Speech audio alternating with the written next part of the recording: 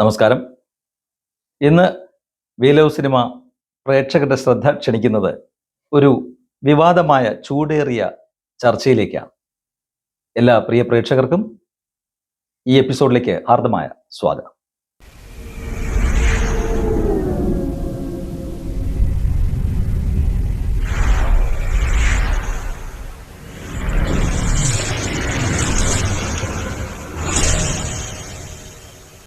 തമിഴകത്തും cinema ലോകത്തും cinema മാധ്യമങ്ങളും ഇന്ന് ചൂടേറിയ ഒരു ചർച്ചയുടെ പിറകിലാണ്. എന്താണെന്നല്ലേ? നയൻതാരയും ധനുഷും തമ്മിലുള്ള തർക്കം, നയൻതാരയുടെ തുറന്ന കത്ത്, കോടതി, ഇതൊക്കെയാണ് വിഷയം. നയൻതാര ഇന്ന് തമിഴകത്തെ അല്ലെങ്കിൽ തെന്നിന്ത്യയിലെ സൂപ്പർ താര പദവി അലങ്കരിക്കുന്ന ഒരു നായിക നടിയാണ്. നയൻതാരയെക്കുറിച്ച് നെറ്റ്ഫ്ലിക്സ് തയ്യാറാക്കുന്ന സിനിമയുടെ വിശദാംശങ്ങളെക്കുറിച്ചുള്ള ഒരു ഡോക്യുമെൻ്ററിയിൽ 2015 ധനുഷ് നിർമ്മിച്ച് പുറത്തിറങ്ങിയ നാനും റൗഡിദാൻ എന്ന ചിത്രത്തിൻ്റെ ചില പിന്നാമ്പുറ ദൃശ്യങ്ങൾ ഉൾപ്പെടുത്തിയിരുന്നു. എന്നാൽ നടനും നിർമ്മാതാവുമായ ധനുഷിനെ ഈ കാര്യം ചൊടിപ്പിക്കുകയും വെറും 3 സെക്കൻഡ് മാത്രം ദൈർഘ്യമുള്ള ഈ വീഡിയോയ്ക്കായി കോടതി മുഖേന ധനുഷ് നയൻതാരയ്ക്കെതിരെ നോട്ടീസ് അയച്ചത് 10 കോടി രൂപ നഷ്ടപരിഹാരം ആവശ്യപ്പെട്ടാണ്. നാനും റൗഡിദാൻ എന്ന ചിത്രത്തിൻ്റെ സെറ്റിൽ വെച്ചായിരുന്നു നയൻതാരയുടെ ജീവിത പങ്കാളിയായ വിഘ്നേഷ് ശിവനുമായി നയൻസ് പ്രണയിച്ചതും അവസാന പ്രണയം വിവാഹത്തിലേക്ക് എത്തിയതും. ധനുഷ് നിർമ്മിച്ച ഈ ചിത്രത്തിൻ്റെ ലൊക്കേഷനിലാണിത് സംഭവിച്ചതെന്ന് നയൻതാര തന്നെ മുൻപ് വെളിപ്പെടുത്തിയിട്ടുണ്ട്. എന്നാൽ ആ ചിത്രത്തിൻ്റെ നിർമ്മാണ ചെലവ് കണക്ക് കൂട്ടിയതിലും അധികമായി പോയെന്നാണ് നിർമ്മാതാവ് കൂടിയായ ധനുഷ് പറയുന്നത്.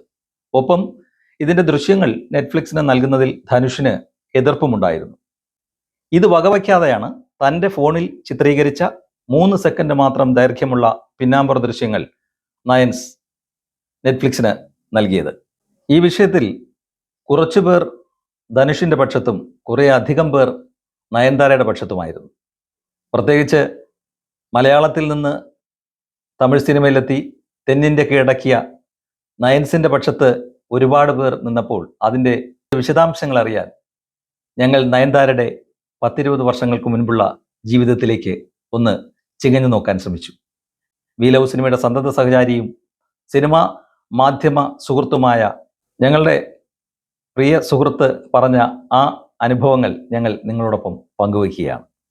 2003 ജയറാം നായകനായി സത്യനന്ദിക്കാട് സംവിധാനം ചെയ്യുന്ന മനസ്സിലക്കരെ എന്ന ചിത്രത്തിൻ്റെ ഷൂട്ടിംഗ് പട്ടാമ്പിയിലും പാലക്കാടും പരിസര പ്രദേശങ്ങളിലും നടക്കുകയായിരുന്നു. അന്ന് ഈ ചിത്രത്തിൻ്റെ വിശേഷങ്ങൾ പങ്കുവയ്ക്കാനും അതിൻ്റെ റിലീസിനെ കുറിച്ചൊക്കെ പ്രതിപാദിക്കാനുമൊക്കെയായി ഞങ്ങളുടെ സിനിമാ മാഗസിൻ റിപ്പോർട്ടർ കൂടിയായ സുഹൃത്ത് മനസ്സിനക്കരയുടെ ലൊക്കേഷനിൽ എത്തി. ഈ സിനിമയുടെ വിവരങ്ങൾ പറയുന്നതിനിടയ്ക്ക് സത്യനന്ദിക്കാട് ഈ ചിത്രത്തിലൊരു പുതുമുഖ താരമാണ് അഭിനയിക്കുന്നതെന്നും ഒരു ശാലീന സൗന്ദര്യായ മലയാളിത്വമുള്ള ഒരു കുട്ടിയാണ് ഈ സിനിമയിലെ നായികയെന്നും പറയുകയുണ്ടായി. ഏതോ ഒരു വീക്കിലിയുടെ മുഖചിത്രമായിട്ടായിരുന്നു സത്യനന്ദിക്കാട് ഈ കുട്ടി അദ്ദേഹത്തിൻ്റെ ശ്രദ്ധയിൽ പെട്ടത്. പിന്നീട് അദ്ദേഹം കണ്ടത് കൈരളി ചാനലിൽ വന്ന ചമയം എന്ന ഫാഷൻ ആൻഡ് ലൈഫ് സ്റ്റൈൽ പ്രോഗ്രാമിൻ്റെ അവതാരകയായും ഈ കുട്ടിയെ ശ്രദ്ധിച്ചു. അങ്ങനെ അദ്ദേഹം ഈ ചിത്രത്തിൽ ഈ ശാലീന സൗന്ദര്യമുള്ള ഈ മലയാളി പെൺകുട്ടിയെ നായികയാക്കാൻ തീരുമാനിച്ചു. ആ കുട്ടിയുടെ പേരാണ് ഡയാന കുര്യൻ. ഡയാന കുര്യന് ഒരു പുതിയ പേര് തേടി മനസ്സുകൊണ്ട് അലഞ്ഞ സത്യനന്ദിക്കാടിന് ഈ സിനിമയുടെ ചിത്രീകരണത്തിനിടയിൽ തന്നെ മോഹൻലാൽ, രഞ്ജിത്ത്, ഷാജി കൈലാസ് ടീമിൻ്റെ 6-ാം തമ്പുരാൻ എന്ന സൂപ്പർ ഹിറ്റ് ചിത്രത്തിലെ പ്രിയാരാമൻ്റെ കഥാപാത്രത്തിൻ്റെ പേര് ഓർമ്മ വന്നു. അങ്ങനെ ആ പേര് തൻ്റെ ഈ ചിത്രത്തെ നായികയ്ക്കിടാൻ സത്യനന്ദിക്കാട് തീരുമാനിച്ചു. അതാണ് നയൻതാര. അന്ന് ആ മാധ്യമ സുഹൃത്തുക്കളെ പരിചയപ്പെട്ട നയൻതാര, ചേട്ടാ എൻ്റെ ഒരു ചിത്രം കൂടി മാഗസീനിൽ ഉൾപ്പെടുത്തുമോ എന്ന് പറഞ്ഞ് കുസൃതി നിറഞ്ഞ ഒരു കുട്ടിയെപ്പോലെ പിന്നാലെ ഓടി നടന്ന കാര്യം ആ മാധ്യമ സുഹൃത്തുക്കൾ ഇന്നും ഓർത്തു പറയുന്നു. പിന്നീട് കാലം മാറി, സിനിമാ ലോകം മാറി, സിനിമ തന്നെ ആകെ മാറി. ചിലർ അഭ്രപാളികളിൽ നിന്ന് തിരശ്ശീലയുടെ പിന്നിലേക്ക് ഒഴിഞ്ഞുപോയി. മറ്റു ചിലർ വിസ്മയമായ സിനിമാ ലോകത്തു നിന്നും വിസ്മൃതിയിലാണ്ടുപോയി. മറ്റു ചിലർ അവരുടെ താരമൂല്യം ഉറപ്പിച്ച് പുതിയ സിംഹാസനങ്ങൾ ഒരുക്കി അതിൽ ഉപവിഷ്ടരായി. 2009-2010 കാലഘട്ടം ഞങ്ങളുടെ സുഹൃത്തുക്കളായ സിനിമ മാധ്യമ സുഹൃത്തുക്കൾ സിദ്ദിഖ്, ദിലീപ്, നയൻതാര ചിത്രമായ കോട്ടയത്ത് ചിത്രീകരണം നടന്ന ബോഡി ഗാർഡ് എന്ന ചിത്രത്തിന്റെ ലൊക്കേഷനിലേക്ക് എത്തുകയുണ്ടായി. സിനിമയുടെ വിശേഷങ്ങൾ പങ്കുവയ്ക്കുന്നതിനൊപ്പം നയൻതാരയുടെ ഇന്റർവ്യൂ കൂടി നേടിയെടുക്കുകയാണ് മാധ്യമ സുഹൃത്തുക്കളുടെ ലക്ഷ്യം.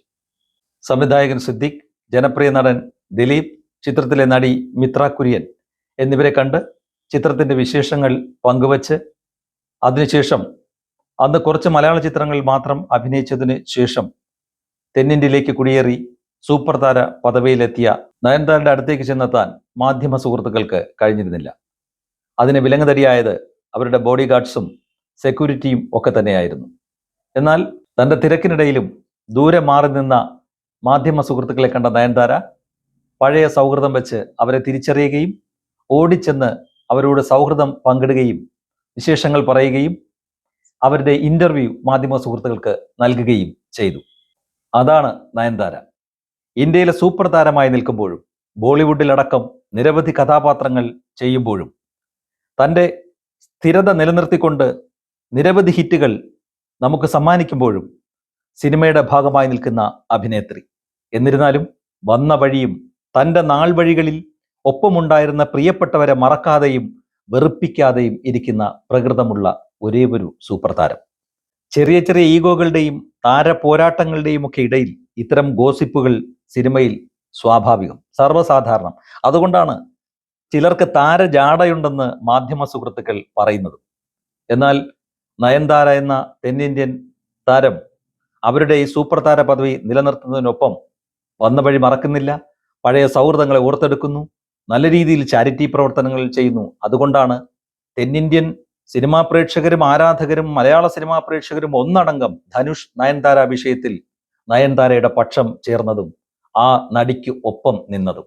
മലയാളി എന്ന നിലയിലും മികച്ചൊരു അഭിനേത്രി എന്ന നിലയിലും തെന്നിന്ത്യൻ താരപദവി നിലനിർത്തുന്ന നയൻതാരയ്ക്ക് വി ലവ് സിനിമ എല്ലാവിധ പിന്തുണയും പ്രഖ്യാപിക്കുന്നു, ഒപ്പം വിജയാശംസകളും നേരുന്നു. മറ്റൊരു എപ്പിസോഡുമായി വീണ്ടും കാണാം. അതുവരെ നന്ദി, നമസ്കാരം.